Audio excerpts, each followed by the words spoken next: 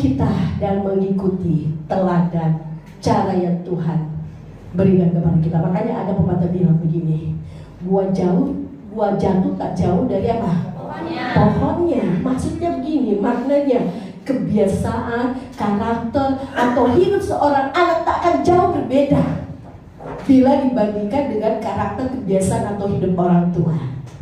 Jadi artinya begini, kebiasaan, karakter, hidup Tuhan Yesus kita sebagai Tuhan dalam hidup kita gak akan jauh dengan apa yang akan kita lakukan. Amin. Amin. Kata Mimoma gini, banyak kali orang meniru seperti ini. Saya baca berita-berita ya, artis ada yang kepingin meniru gayanya si Ana, apalagi anak muda ini ikuti gaya artis-artis Korea. Saya sampai sekarang nggak hafal artis kecuali Agnes Monica, Ari Wibowo, Lydia Kando, itu yang saya suka.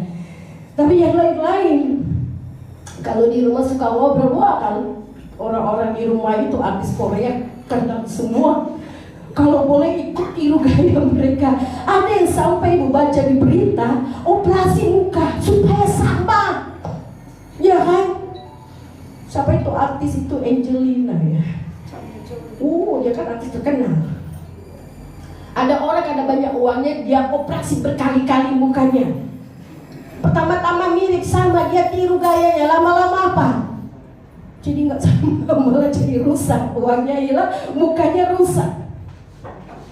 Kita kadang-kadang mau meniru seseorang. Ada teman saya, teman waktu kuliah, dia kagum dengan dosennya, sampai gaya dosennya dia tiru. Sampai ya Pak Ketua, Pak Gembala sudah pernah bahas, itu pun terjadi di kami Pak. Minuman sisa kopi dosennya diminum, katanya biar sama, biar transfer. Waduh, itu mengagumi loh seseorang. Tetapi Mimoma di sini yang dimaksud oleh Paulus, yaitu kita meniru Tuhan kita sebagai anak-anak Tuhan. Amin. Kenapa meniru seseorang? Tapi dalam psikologis, jadilah dirimu sendiri, jangan sampai jadi orang lain. Tetapi kalau kita meniru Tuhan, ya itu dia, karena kita dikatakan dia satu anak-anak yang kekasih.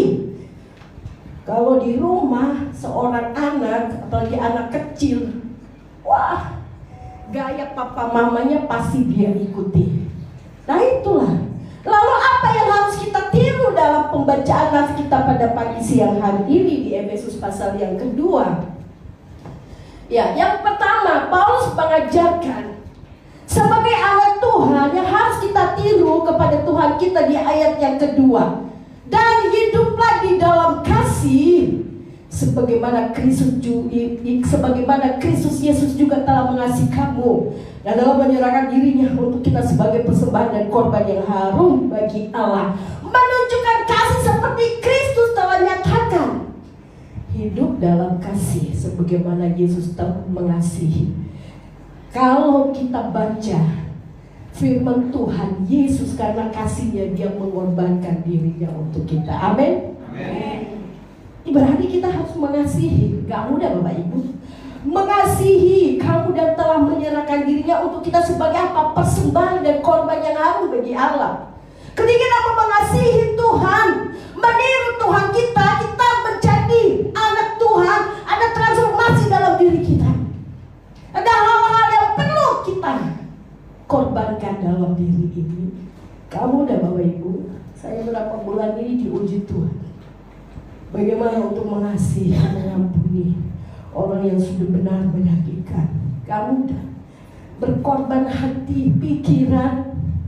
Kadangkala secara manusia, ketika mengingat perkataan-perkataan yang membuat sakit hati itu bisa marah.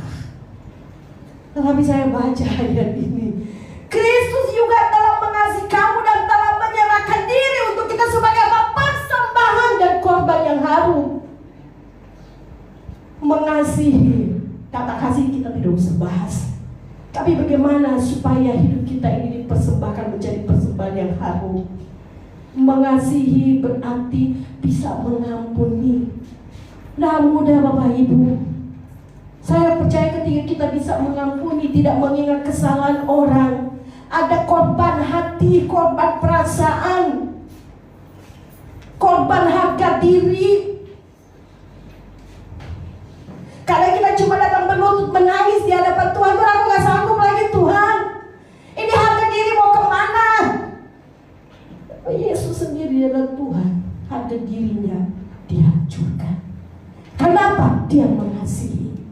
Tak mudah Bapak Ibu. Saya secara pribadi sudah hamba Tuhan sampai umur 53 ini di tahun ini. Kadang-kadang mengingat, hanya menangis. Korban hati, perasaan. Tetapi kita harus meniru teladan Tuhan. Dia saja mengampuni mati bagi kita yang berdosa, yang jahat. Kalau kita manusia, siapa yang mau berkorban? Siapa yang kita kalau menerima orang karena apa? Ada apanya. Kalau Yesus kan apa adanya. Kalau kita untuk terima orang, ada apa di dirimu? Kau bisa kasih aku juga bisa kasih kamu. Itu kan maksudnya. Tetapi Tuhan Yesus meskipun tetapi menyerahkan diri untuk kita sebagai persembahan dan korban yang harum bagi Allah. Saya hanya menggarisbawahi Bapak Ibu ini ayat ini. Persembahan dan korban yang harum. Tapi ketika kita melepaskan pengampunan karena mengasihi orang itu, ada hati yang kita tahan. Amin. Coba kalau kita balas dengan apa yang dia buat, harum enggak? Jadi jelek. Wah, lebih jahat ternyata dia kalau balas. Ngeri kali. Makanya ada orang bilang, kamu begitu saya lebih jahat lagi sama kamu. Tidak seperti itu. Jadi menunjukkan kasih seperti yang Kristus telah nyatakan. 1 Yohanes 4 ayat 7-8 kita baca di sana. Ayat ini 1 Yohanes pasal yang keempat ayat 7. Ini kalau Valentine suka dibaca. Tapi hari ini kata mengasihi di sini. Kamu berasal dari Allah, anak-anakku. Amin. Dan kamu telah mengalahkan nabi-nabi palsu itu, sebab roh yang ada di dalam kamu lebih besar daripada roh yang di dalam dunia ini. Karena Roh Kudus lah yang memampukan kita mengasihi orang yang menyakitkan kita. Kalau nggak ada Roh Kudus Bapak Ibu, wah saya orang paling jahat kalau balas orang, paling jahat. Tetapi kata ayat 8 kan di Efesus 5, itu dulu ketika kamu masih hidup dalam kegelapan, bagaimana kamu sebagai anak-anak yang dikasihi? Mereka berasal dari dunia, sebab itu mereka berbicara tentang hal-hal duniawi dan dunia mendengarkan mereka. Kamu berasal dari Allah. Barang siapa mengenal Allah, ia mendengarkan kami. Barang siapa tidak berasal dari Allah, ia tidak mendengar kami. Itulah tandanya roh kebenaran dan roh yang menyesatkan. Jadi saya baca ayat ini, orang yang di dalam Tuhan dia bisa bedakan mana roh dari Tuhan. Kalau Tuhan bilang ampuni, kasihi, maafkan, jangan keraskan hatimu. Saudara-saudaraku yang kekasihi, marilah kita saling mengasihi. Lihat, sebab kasih itu berasal dari Allah. Dan setiap orang yang mengasihi lahir dari Allah dan mengenal Allah. Wow, karena kita anak-anak Allah di Efesus 1:5-1. Jadi kalau kita mengasihi, tandanya bahwa kita ini dari Tuhan. Tetapi sebaliknya ayat 8 dikatakan, barang siapa tidak mengasihi, ia tidak mengenal Allah, sebab Allah adalah kasih. Jadi Bapak Ibu jemaat yang belum bisa mengampuni, memaafkan, berarti belum mengenal siapa Tuhan yang mengasihi dalam hidupmu. Amin Bapak Ibu.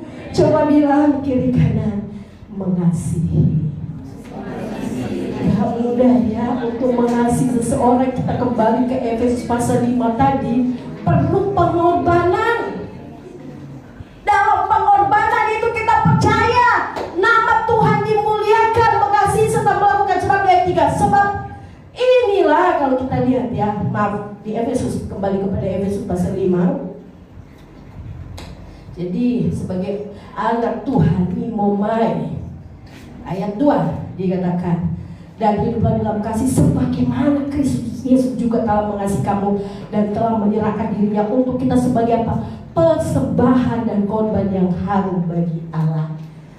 Wah, saya akhirnya mengalami itu ketika saya mengampuni orang itu.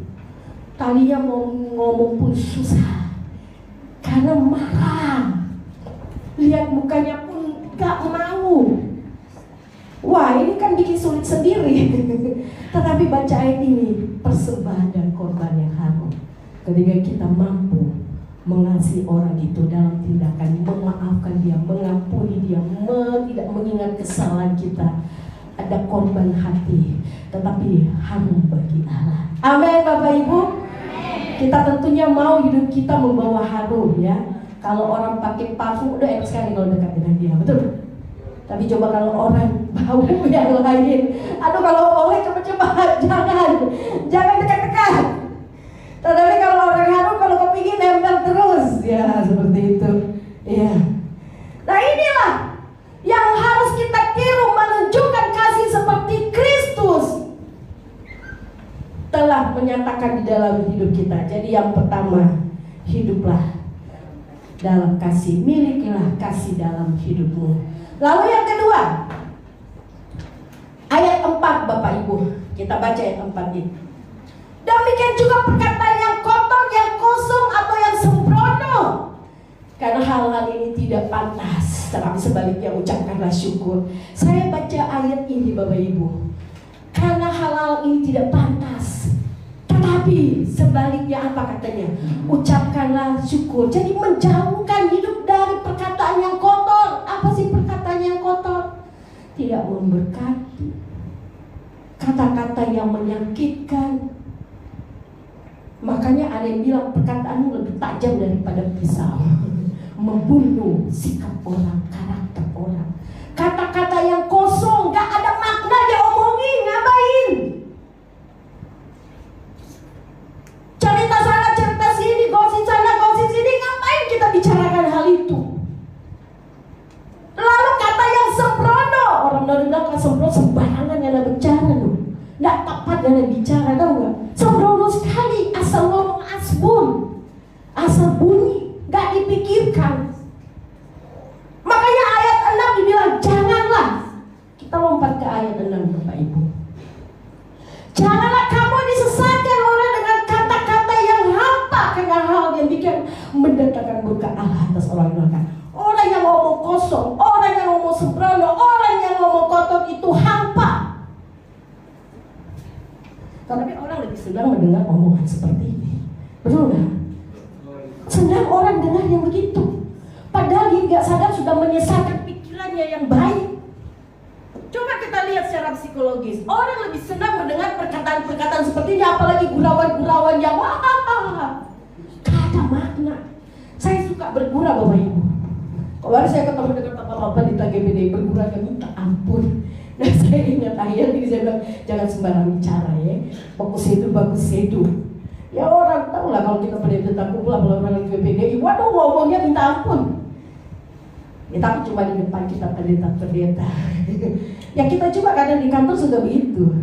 Tadi saya baca ayat ini bilang, jangan sampai kata-kata kita yang hampa itu menyesatkan orang. Tiba-tiba ada yang dengar sedih, oh ya saya dengar Pak Pendeta ini ngomong boleh begitu kan bahaya. Padahal dalam konteks apa? Berkurang. Karena sembarangan bicara.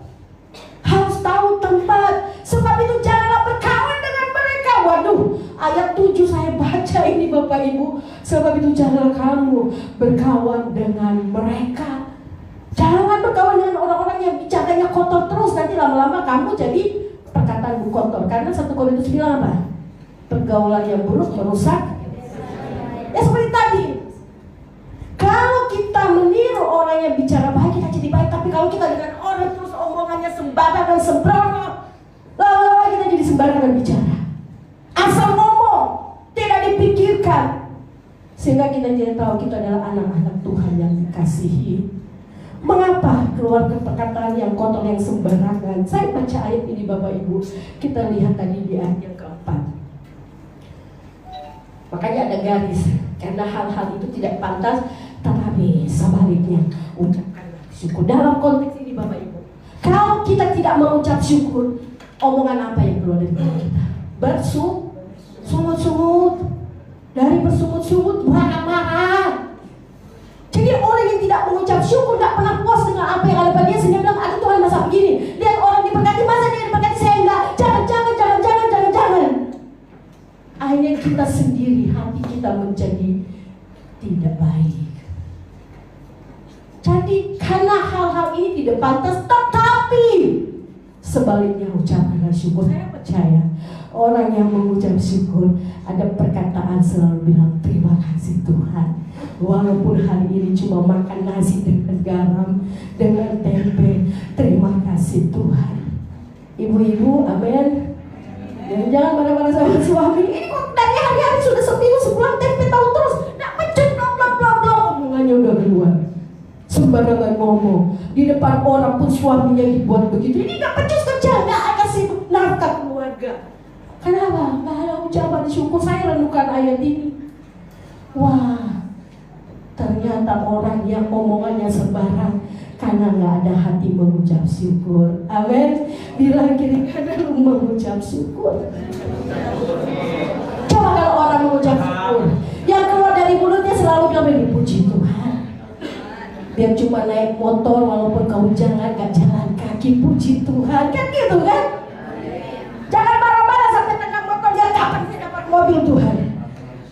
Apalagi jalan kaki, sampai kapan Tuhan saya jalan kaki pergi ke gereja kini ini. Becek lagi di situ. Sepatu saya harus angkat. Marah-marah. Akhirnya mulai kata-kata yang gak memberkati.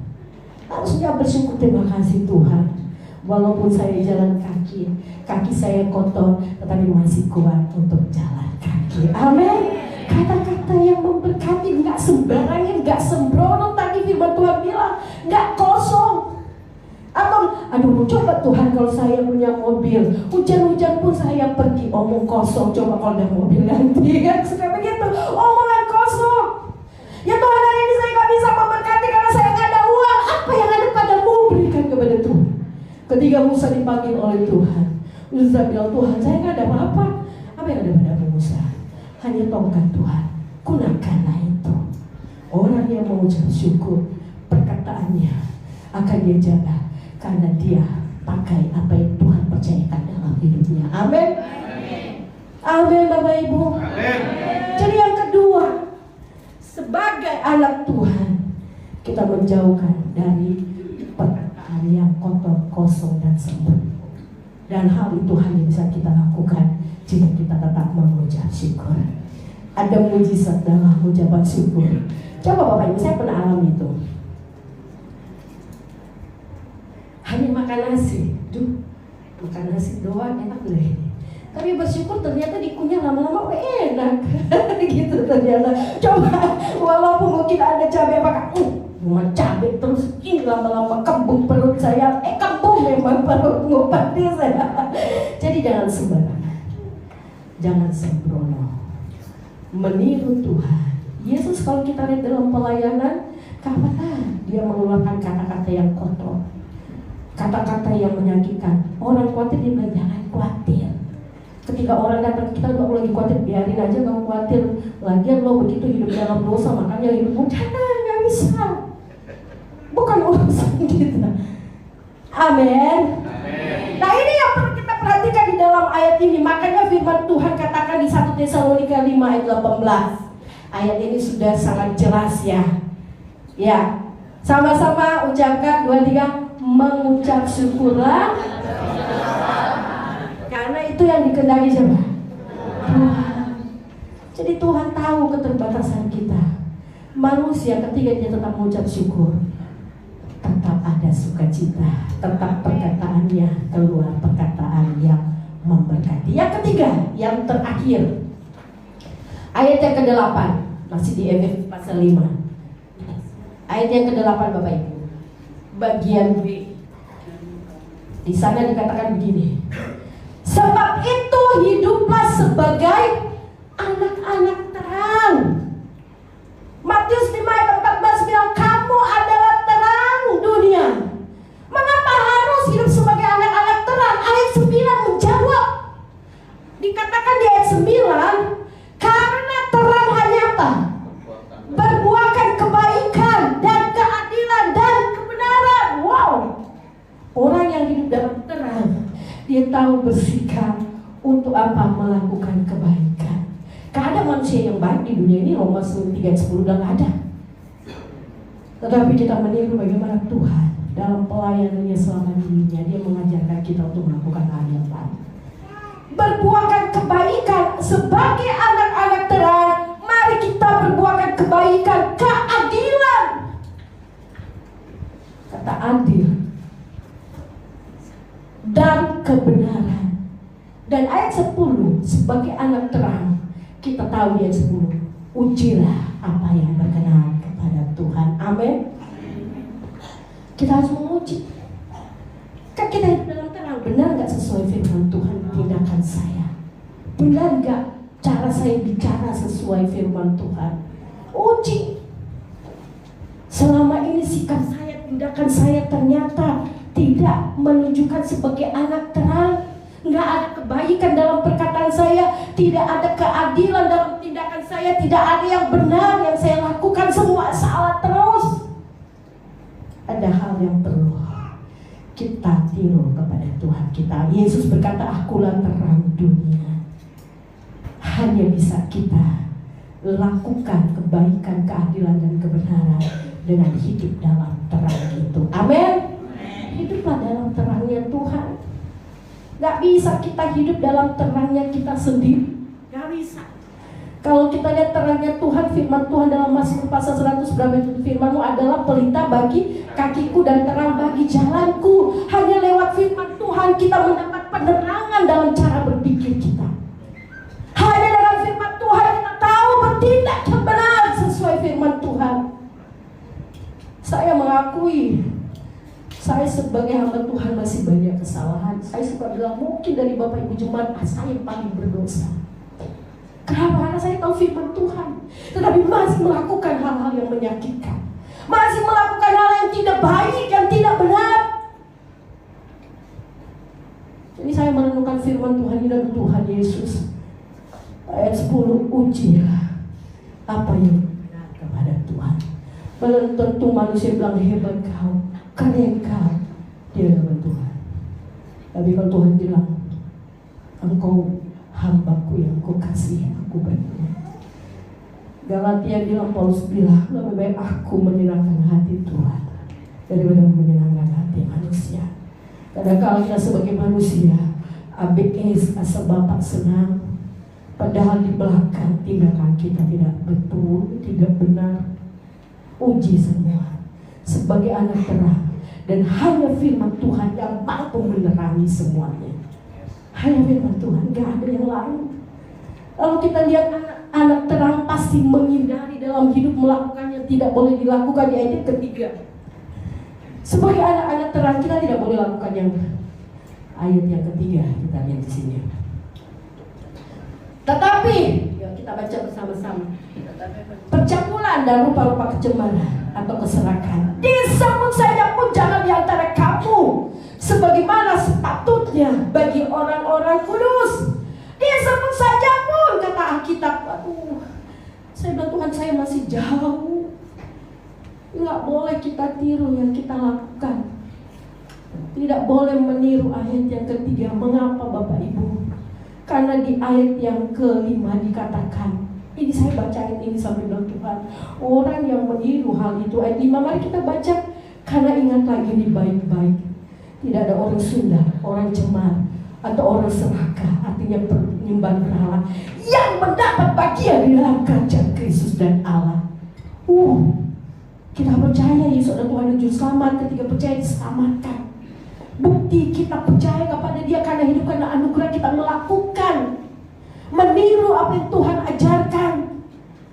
Tetapi kalau kita meniru ayat 3, ayat 5 jelas tidak mendapat bagian di dalam kerajaan Kristus. Saya mau tafsirkan secara teologis, memang ini ayat sudah bicara, tidak bisa ditafsirkan. Ayat 11-12 dibilang kali, dikatakan janganlah kamu apa di sana. Kata jangan berarti larangan. Mengambil bagian dalam perbuatan-perbuatan kegelapan yang tidak berbuahkan apa-apa, jangan.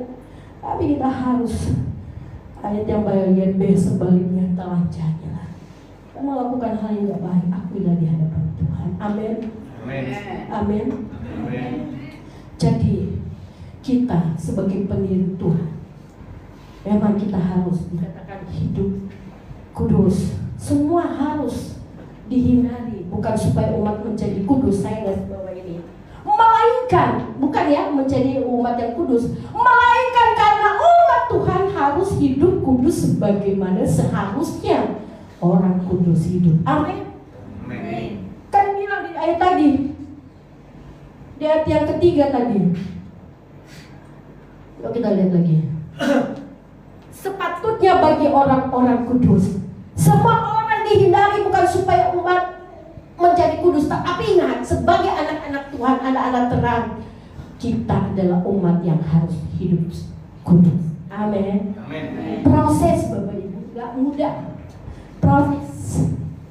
Tapi saya percaya kalau kita mau hidup dalam kebenaran firman Tuhan, maka terang itu menerangi sehingga kita menjadi anak terang. Makanya dari nas ini, mari kita mau meniru sebagai penurut Allah, hidup sebagai penurut Allah. Kita akan meniru Yesus Kristus. Kita akan berjuang terus dalam hidup ini, berjuang terus selama kita hidup, tetap menunjukkan kasih seperti yang Yesus telah nyatakan.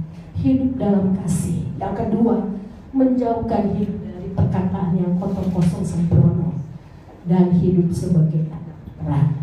Sebagai anak terang berarti kita menghindari dari hidup yang melakukan yang tidak perlu ditiru di ayat yang ketiga tadi. Jadi firman Tuhan mengingatkan 3 hal hari ini. Mari Bapak Ibu, saya percaya kita semua di sini adalah anak-anak Tuhan. Kita sudah terima Yesus sebagai Tuhan dan Juru Selamat. Dalam melakukan ini memang kita berjuang. Kita terus berjuang sampai Tuhan Yesus datang kedua kalinya. Kita semua didapati setia. Amin, puji Tuhan. Mari kita mau berdoa, kita naikkan pujian. Tim musik tolong untuk kita sama-sama menaikkan satu pujian. Ada lagu lama tapi saya nggak tahu namanya. Mau hidup